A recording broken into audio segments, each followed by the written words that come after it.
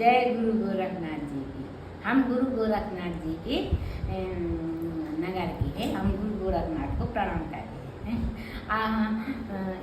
एक राजा के दो बेटियां थी, काछल और बाछल। उन्हें एक राजा ददरी बन के राजा के बिहा दी थी।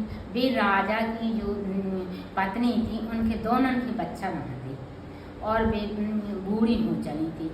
सो बस वे बूढ़ी हो चली। सो फिर उनने का करो, उनने कही कि आप का करो जा।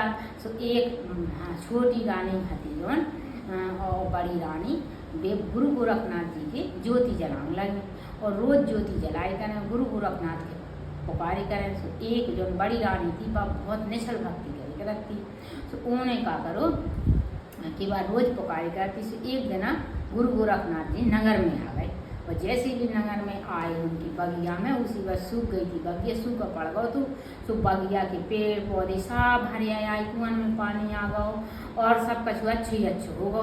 उनने बतासी मालन भगत आई, बोली महारानी गुरु गोरखनाथ जी पधारे वो अपना बाग तो अब हरियाया और कुओं में पानी आ गया।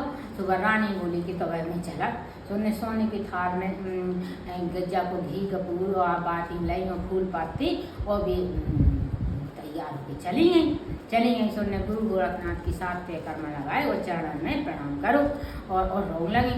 राजा बोलो कि काहे बेटी, क्या तो तुम्हारे राज में सूखा पड़ गया है और कि तुम्हें खेत बोने से अन्न नहीं देता है।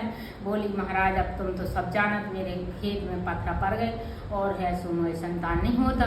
तो उन्होंने कही बेटा तुम भुवनसार 4 पहाड़ पे हमें भोजन लेके आ जज्जो और बिल्कुल इतनी भी रजाने तुम्हें 4 पहाड़ पे सो हम तुम्हें संतान दे भी। सुबह भी बोली कि ठीक है महाराज हम आ जाएगी।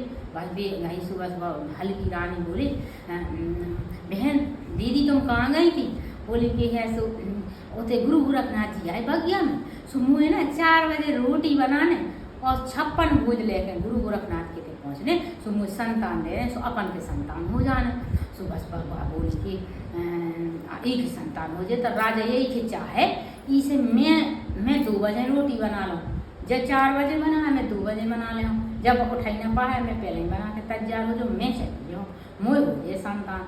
सुबह जल्दी 1 बजे जगी हो, उन्हें जल्दी भोजन बनाओ और बस लेके थार चली गई।